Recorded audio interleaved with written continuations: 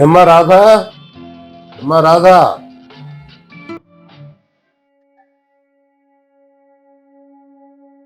వస్తున్నా అంకుల్. ఏం లేదు రాధా, మోటార్ చెడిపోయింది. ఒక బకెట్ తీసుకుంటావా? సరే అంకుల్, తెచ్చిస్తాను ఉండండి అంకుల్.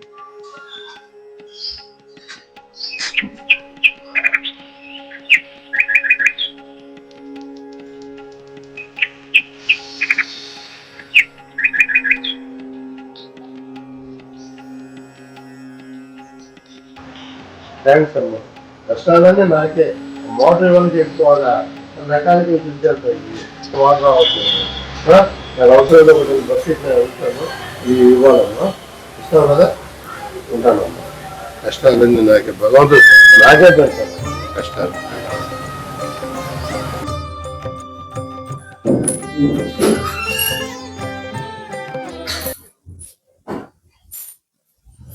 ఎవరొచ్చారు రాదా? పక్కింటి మూర్తి అంకుల్ వచ్చారమ్మా. ఆయన ఎప్పుడు మన ఇంటికి రారు కదే. అది కాదమ్మా, పక్కింటి మూర్తి అంకుల్ వల్ల మోటార్ చెడిపోయిందట. అందుకే అంకుల్ ఒక బకెట్ నీళ్ల కోసం వచ్చారు. మళ్ళీ అవసరం అయితే వాటర్ కోసం వస్తానన్నారు. మరైతే నిన్నెందుకు తీసుకున్నాడు ఆయన? అది కాదమ్మా, మోటార్ చెడిపోయిందని, మెకానిక్ రాలేదని, అన్ని కష్టాలు ఆయనకే ఉన్నట్లు తెగ టెన్షన్ పడిపోతున్నాడమ్మా. కొంతమంది అంతేనమ్మా, చిన్న సమస్య కూడా ఎక్కువ టెన్షన్ పడిపోతుంది. కానీ ఈ కాలేజ్ టైం అవుతుంది, వెళ్ళమ్మా.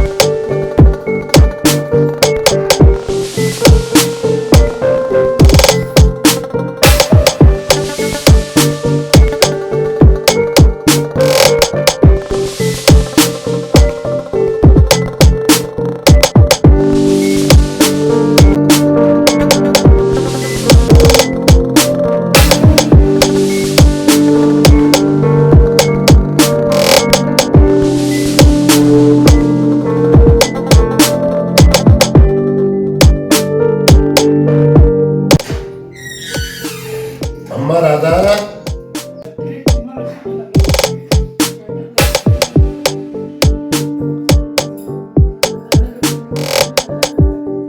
అమ్మా రాధా.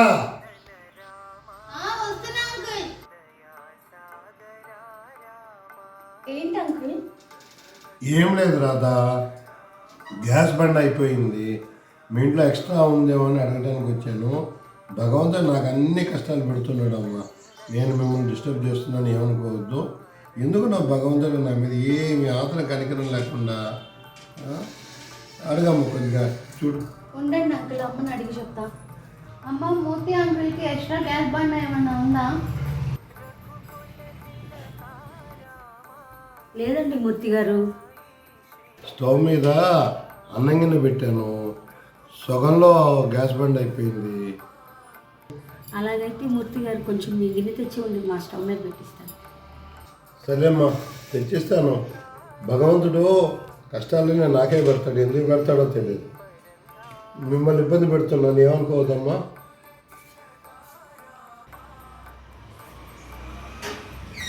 అమ్మ రాదా,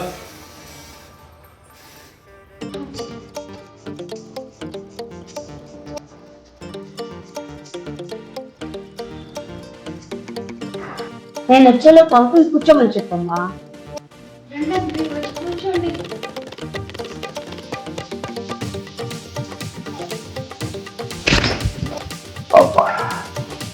ఏంటి అంకుల్, ఎప్పుడు చూసినా టెన్షన్ పడుతుంటారు? మొన్నేమో మోటార్ చెడిపోయిందని, మెకానిక్ రాలేదని, ఈ రోజు చూస్తే గ్యాస్ అయిపోయిందని.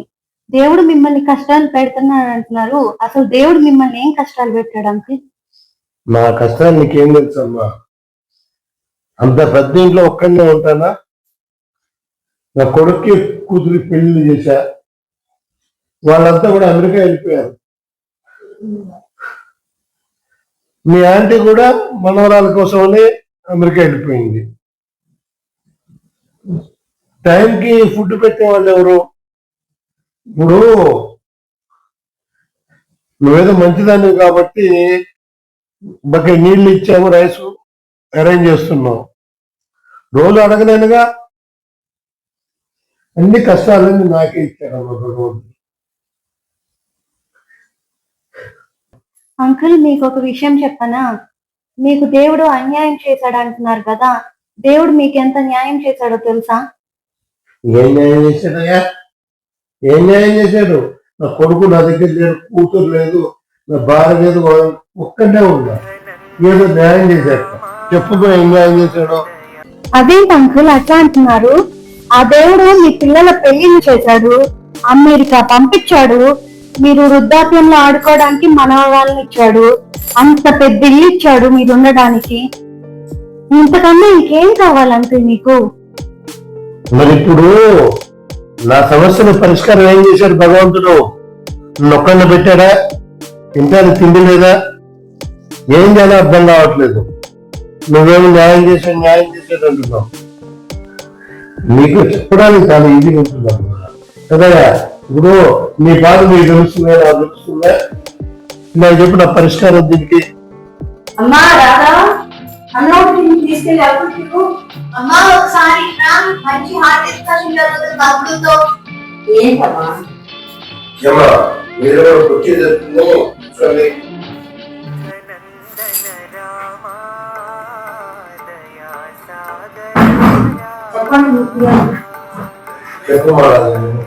అంకుల్ కి దేవుడు ఉండడానికి పెద్ద ఇల్లు ఇచ్చాడు, వాళ్ళ పిల్లల పెళ్లిళ్ళు చేశాడు, పిల్లల్ని అమెరికా పంపించాడు, వృద్ధాప్యంలో ఆడుకోవడానికి మనవరాలను ఇచ్చాడు.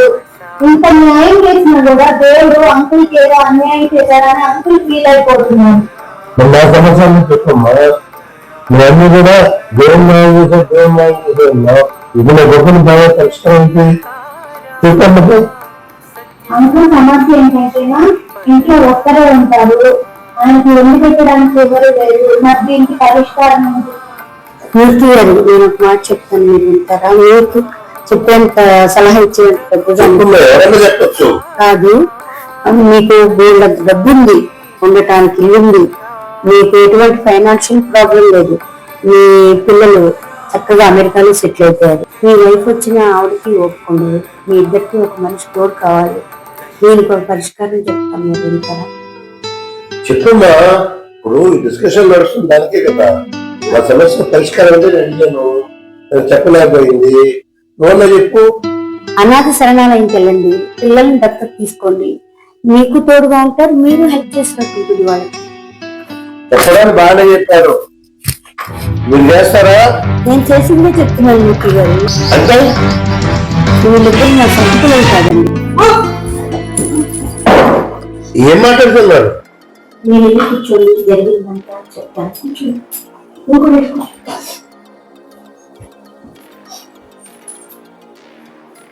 చెప్పండి అమ్మా. మూర్తి గారు, మా పేరెంట్స్కి నేను ఒక్కతే అమ్మాయినండి. నాకు అన్నదమ్ములు కానీ అక్క చెల్లెలు కానీ ఎవ్వరు లేరండి.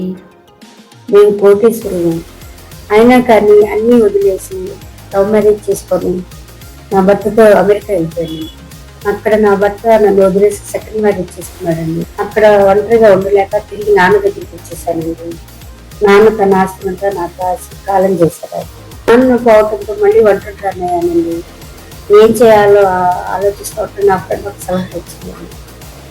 మూర్తి గారు నా ఫ్రెండ్ ఏం చెప్పిందంటే, నీకు గోడంత డబ్బు ఉంది, అనాథ శరణాలయానికి వెళ్ళి పిల్లల్ని దత్తత తీసుకుంటే వాళ్ళు నీకు తోడుగా ఉంటారు, నువ్వు వాళ్ళకి హెల్ప్ చేసినట్టు ఉంటుంది. మూర్తి గారు అనాథ శరణాలయానికి వెళ్ళి ఒక్కడండి ఇద్దరిని దత్తత తీసుకున్నారు.